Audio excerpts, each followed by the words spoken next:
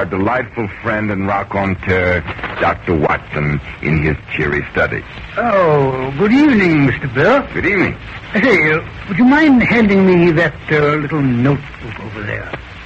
The old bullet wound in my leg's acting up again. I don't enjoy hopping about. Of course. I'm terribly sorry. I didn't notice. Why would you, Mr. Bell? Why would you? I'm still capable of my 5 miles a day, provided, of course, it's one of my good days. Well, of course you are. I'm just wondering how you ever managed to get around as much as you did with Sherlock Holmes. On your bad days, I mean. Yes. Many are the long and weary miles I've spent trading around after that insatiable sleuth hound when he was hot on the scent. But I remember once when I got even with him, a rascal. Really? When was that? It was one spring, in the year 1896, if I remember correctly. Holmes, in the excitement over some chemical experiments, had managed to spill some rather potent acid on his right trouser leg.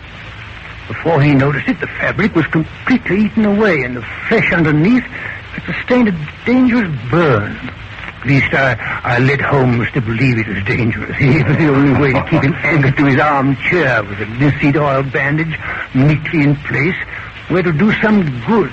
Sherlock Holmes sitting quietly in an armchair. That must have been an unusual sight, Dr. Watson. It was, Mr. Bell, it was. Our large, airy sitting room in Baker Street was cheerfully illuminated, as I've mentioned before now, by 2 broad windows. One of them, I opened. The weather was unusually warm for May. Then I established Holmes in his armchair in front of it, so that he could watch what was going on in the street below. Well, I wouldn't have thought there would be enough activity on Baker Street to keep Sherlock Holmes amused, Dr. Watson. There wasn't, Mr. Bell. There most decidedly was not. Not only did the tedium of sitting still irk my friend, but his leg burned like a veritable inferno.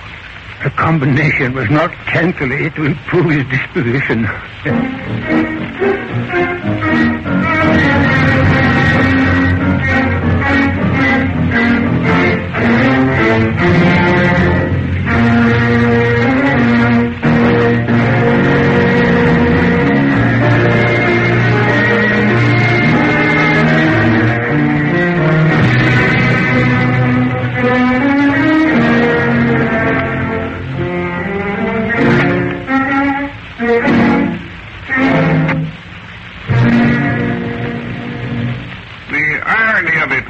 The discouraging, disgusting, Disciplinary? No, disgraceful irony of it. What? This blasted idleness. But Holmes, after all, it's not your fault if you're temporarily hors de combat, as they say in our more elegant novels. Who said it was? I'm not complaining because I'm not able to go about looking for trouble, but because no one brings me any. Here I am, the greatest unofficial consulting detective alive. What's so extraordinary in that? What do you mean? What do you mean? I thought you always claimed you were the only unofficial consulting detective. I am. Well, then naturally you're the greatest. Now, don't quibble, Watson. As I was saying, here I am, the greatest consulting detective, the last and highest court of appeals in detection. And no one comes to consult me. No one brings me a crime to solve. Maybe there haven't been any. All nonsense. The newspapers are full of crimes. 2 bank robberies, an abduction, 3 fires of undoubtedly incendiary origin, and a stolen baby carriage I reported in yesterday's paper alone. Jimmy. But does Scotland Yard remember my existence? Does Lestrade drop in this dilatory way? Not at all. Nor have they managed to solve the cases for themselves. No, they're content to let matters drift. Shiftless inefficiency. And here I sit, my brain stagnating, my energies untapped. I'd even be content to work on the baby carriage, blast it. Yes, but look here, Holmes. Even if they brought one of these cases to you for solution, you're in no condition to go prowling about town collecting the necessary data. I wouldn't need to, Watson. Not if they bring me the facts. Anyone, even Lestrade, can unearth facts. It's the correct interpretation of them that marks the expert. The science of deduction and analysis is one that can only be acquired by long and arduous study. From a drop of water, the true logician can infer the possibility of an Atlantic or a Niagara. Well, if all he wants is a glass of water... Water, bah! I know all there is to know about the water supply of London. Furthermore, I'm not thirsty. No. What I crave is mental stimulation, something to occupy my brain. And what happens? Nothing. Absolutely nothing. Even the passers-by in Baker Street this morning are incredible dullness and respectability. What have we had? A washerwoman with a cold from going out in the air too soon after working over her steaming tubs. Barber with asthma from clipping dusty hair. A postman with corns. And 2 distributors of religious pamphlets, one on each side of the street. Not what one would term exciting specimens of the so-called Homo sapiens. Well, good heavens, you can't expect thieves and beggars and cutthroats every day of the week. Well, why not? Every human being is a potential criminal. In fact, you might be surprised to know, Watson, how many people hide a crime of some sort in their past. Oh, rubbish. I'm no misanthrope like you. Oh, you're always looking at life through the rosy tinted spectacles of a confirmed romanticist. I wonder it doesn't make you bilious. Hello. There's the chap I've been waiting for. Where? Turning into Baker Street from Marylebone Road. Drunker than usual. Dear. Auntie will be annoyed. Holmes, what are you babbling about? You must be running a fever. Certainly not. My temperature's perfectly normal. What day of the month is it, Watson? Why, it's the, afraid I don't really remember. Don't remember? He's placed the breakfast tables all littered up with bills, and he doesn't know the day of the month it is. By Joe, of course. It must be the first of the month. Bravo, Watson. I knew you could do it if you tried. You go to blazing. I have, judging from the fire in this leg. Now, what connection has the first of the month got with the inebriated young gentleman lurching up the other side of the street? Watson, you mean to tell me that during all the years we've inhabited this suite of rooms, you haven't noticed that come the first of the month, young Mr. Peckworth comes to collect his allowance from his bedridden old aunt who lives in number 224? To the right of his garden house, which lies directly opposite us? I never even knew there was a Mrs. Peckworth in the neighborhood. There isn't. The old girl's name is Blunt, Mrs. Blunt. She's married Peckworth's mother's brother, wealthy soap manufacturer, now deceased. Stingy old moneybag with a conscience that bristles like a porcupine. Understand she's threatened to cut young Mr. Peckworth out of her will if he turns up once more under the influence of liquor. Here he is. Not only tipsy, but an hour late. The old lady's in a fury. How do you know so much about it? Mrs. Hudson has a butter and egg borrowing acquaintance with Mrs. Blunt's housekeeper, the sole attendant.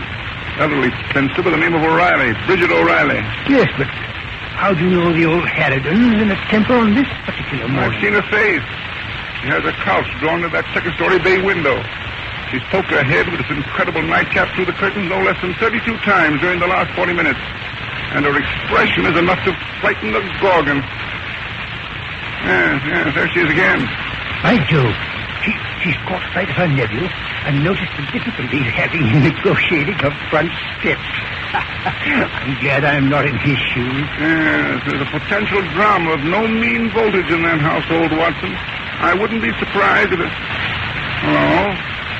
The door is open before Mr. Peckworth is trying to pull the bell. Well, that's Miss O'Reilly, the housekeeper. She's got a hat on. Yes, she must be going. To the post office to post a message, judging with a letter in her hand. Must be important. What? Because it's an ordinary letter, she'd drop it at the post box at the corner. That indicates she intends to go further, to the post office, in fact. She seems to be giving young Peckworth a bit of a tongue lashing. I'm sure he's having something to say himself. She slammed the door in his face, leaving him on the steps outside. There she bounces down the street. Something's going on in that house, Watson. Something dashed unusual. And what gives you that impression, Holmes? Bridget O'Reilly was so unstrung she forgot to remove her apron.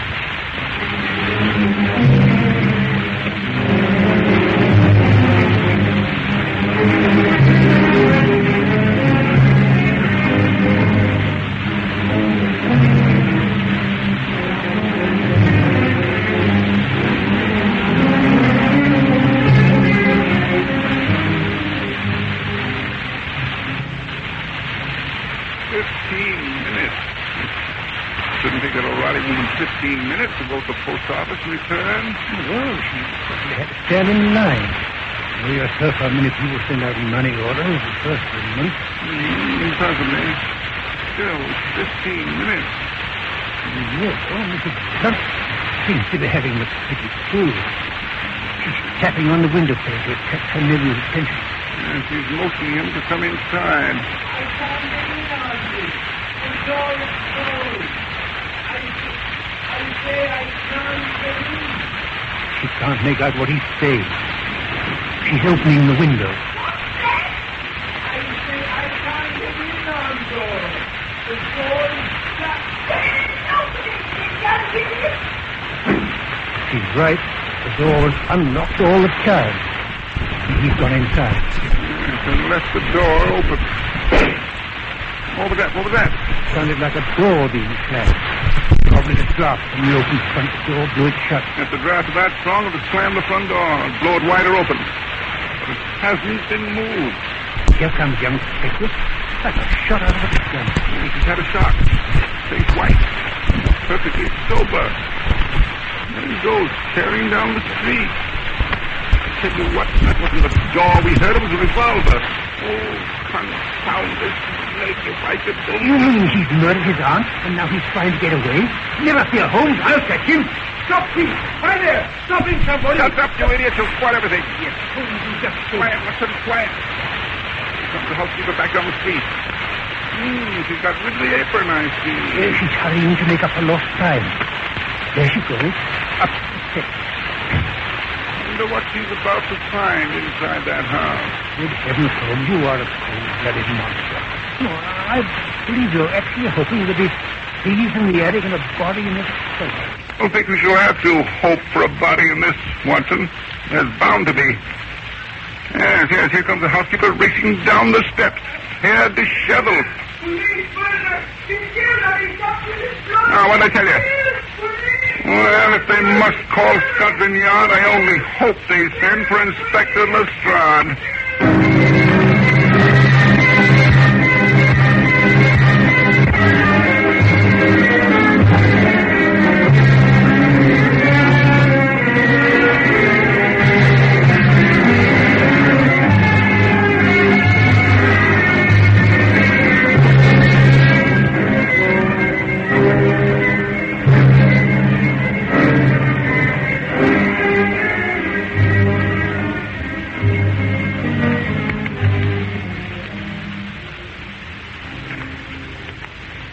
Oh, I do wish you'd come away from that window and eat your supper. Oh, confound it. Lestrade has been in that house for 5 hours now. How long is it going to take him to collect his facts and ask us silly questions? Holmes, the stew's getting Well, cold. blaze it with a stew. Eat it yourself. No. Don't. There comes Lestrade now, Watson. Quick. Invite him to drop over for a drink. Quick, Watson. Quick. All right. Hey there. I say, Lestrade, how about a spot of brandy? Oh, all right, Dr. Watson. I don't mind if I do. Here he comes, Holmes. Good. Now get off the glasses, Watson. Get him out. All right, that's just what I was about to do. Give me time, can't you? Now, let me see. You want a big one, I suppose. Come in. Inspector Lestrade. Well, Holmes, there's been a murder just across the street. Practically under your very nose, as you might say. Yeah, so they tell me. How are you having, Lestrade? Oh, very mild. Not more than 4 fingers, Frank. Abstemious, eh, Watson? Soda? Oh, a splash. Just a splash. There you are, Lestrade. Now, there's the ticket. Have you evolved any theories as to how the crime was committed, Lestrade? Theory? My dear Holmes, you should know by now the Scotland Yard inspector on the case does not drink. We arrested the murderer at his club not half an hour ago. Well, here's to York. I suppose when you say the murderer, you're alluding to young Peckworth, Mrs. Blunt's nephew. Exactly. She had a powerful motive. The old lady had just sent off a letter to her attorney saying she wished to see him about changing her will. All right. The housekeeper told you that, I suppose. Yes. It seems she met Mr. Peckworth on the front steps when she was going out and told him to. It seems they had quite a few words on the subject. Absolutely. Holmes and I can testify to that. Eh, Holmes? They quarreled for several minutes. Of course, we couldn't hear what they said, but their expressions were decidedly angry. And the letter? Oh, it was mailed right enough, Holmes. Registered at the post office. The housekeeper signed the book. Furthermore, the contents of the letter were exactly as the housekeeper specified. So the motive is proved. Even Mr. Pickwick can't deny that. How about another round, Dr. Watson? Solving crimes is dry work. Right. Hand over your glass. Well, Holmes, you can't complain Scotland Yard isn't thorough. We traced that letter inside of half an hour. Have I ever, Lestrade? Short-sighted, perhaps, even dense, but never, well, hardly ever, not thorough. Oh, I like that. Well, we proved the lad not only had the motive, he had the opportunity. You don't say. Here's a drink. Oh, thanks. He was in the house alone at the time of the shooting. And how do you know? Your own Mrs. Hudson is our authority for that. Oh, She heard what sounded like a shot across the way, hurried to her basement window, and was in time to see Pickwick dash out of the house and go tearing off down the street. well, I don't doubt he was in the house at the time of the shot. In fact, Watson and I can testify to that, too. But that doesn't prove he fired the shot. Oh, it doesn't, eh? Well, what was it then? Spontaneous combustion? Well, even that isn't such an impossibility as you might think, Lestrade. Would you mind answering a few questions, just to put my mind at rest? Certainly, Holmes. If it will amuse you, always humor the sick. First of all, what was the expression on the old woman's face? Well, we couldn't rightly say, Holmes. The murderer had fired point blank. It was badly mutilated. Powder burns? Oh, yes, very distinctly. She was shot at close range, if that's what you're getting at. How about the position of her hands? She was still holding a knitting. Her knitting. Suggestive, eh, Watson? Very suggestive.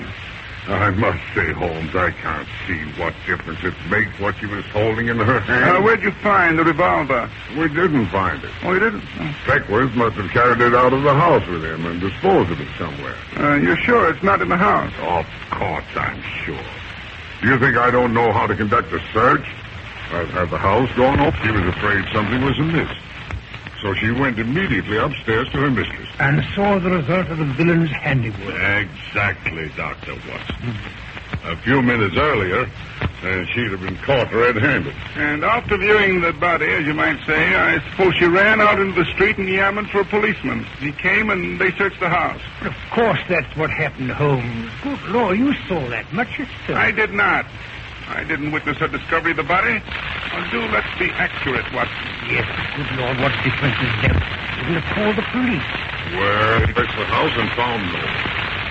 Furthermore, the only other exit, the back door, was locked, as the housekeeper had left it.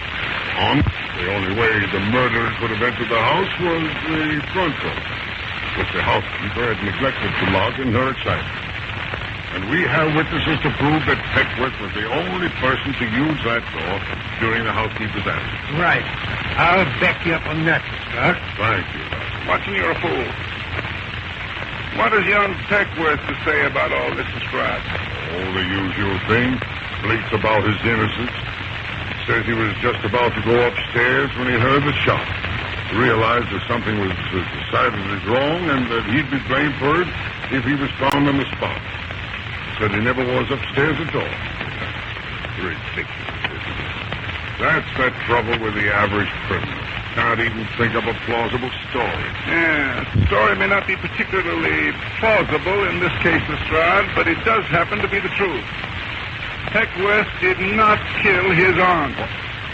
What makes you so The sure? lapse of time between the shot and his exit out the front door of the house couldn't possibly have run from in front of his aunt's couch downstairs and out in that short time. Hence, he was not upstairs when the shot was fired. Yes, but that's just a matter of a couple of seconds. No jury in the world will believe that anyone can judge time with that degree of accuracy. Now, the average British jury is not composed of magnificent intellect, I grant you. However, I have further proof which will, I think, convince even their dull brains. And that is? Mr. Peckworth did not have a gun on his person when he went in. The bulge would have been extremely noticeable under the popish lightness of the clothing. Nor did he have one when he left the house. By Jove, Holmes, I believe you're right. No revolver was found inside the house. Of course not. The murderer was very careful to remove it. And now I suppose you're going to tell me you know who the murderer was. Quite. It was Bridget O'Reilly, the housekeeper. Holmes, you're out of your mind. She couldn't possibly have entered the house. Oh, no? Suppose you search the airway back of Mrs. Blunt's residence for a blood-stained apron and a business-like revolver. She can't have hidden them too carefully. She didn't have time. Well, I'll do it. Good. Not that I expect to find anything, mind you. Of course not. I'm only doing it to humor you. Because you're sick. Damn right.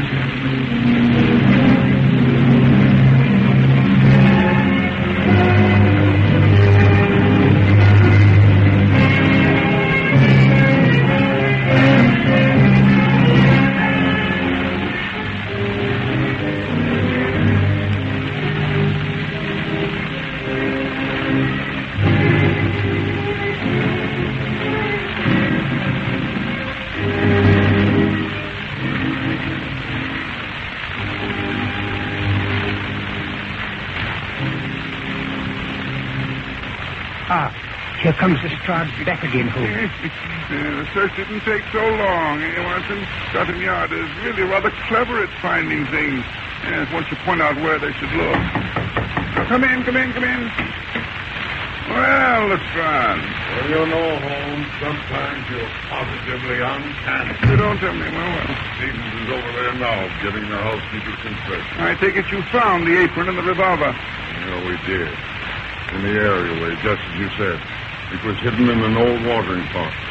The revolver even had a perfect set of the housekeeper's fingerprints still on it. Oh, tell us of it.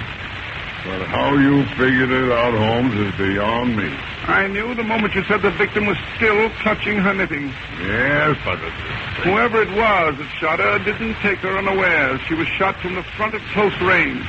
However, the approach of the murderer didn't alarm the old lady, or she would have dropped her knitting and put up her hands to defend herself. Of course, I see what you're getting at. Now, don't interrupt, Watson. And the only two people who were that intimate with the old lady were her nephew and her housekeeper. Matter of fact, had her nephew entered the room, she would probably have put down her knitting in order to give him a tongue lashing. Furthermore, we know it could not have been the nephew because he did not carry the revolver out of the house. Well, who was left? Housekeeper, of course. Well, I can grant you all that, Holmes. But dash it all, how did she get in the house? The back door was locked from the inside. Right. However, you've only the housekeeper's word for it, that it was locked when she left the house. What do you mean? What was to prevent her from leaving the back door unlocked? Posting the letter, sneaking back and entering through the back door, committing the crime, exiting again through the back door, disposing of the revolver and blood-stained apron.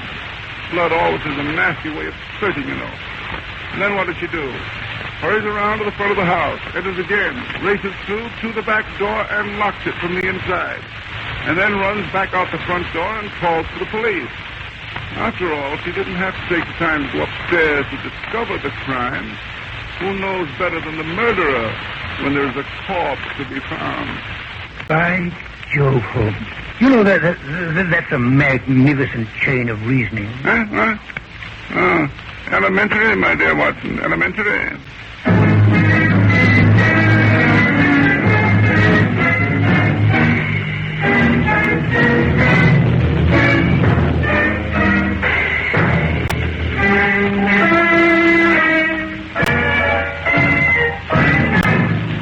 Well, Dr. Watson, that was certainly a nice bit of logic.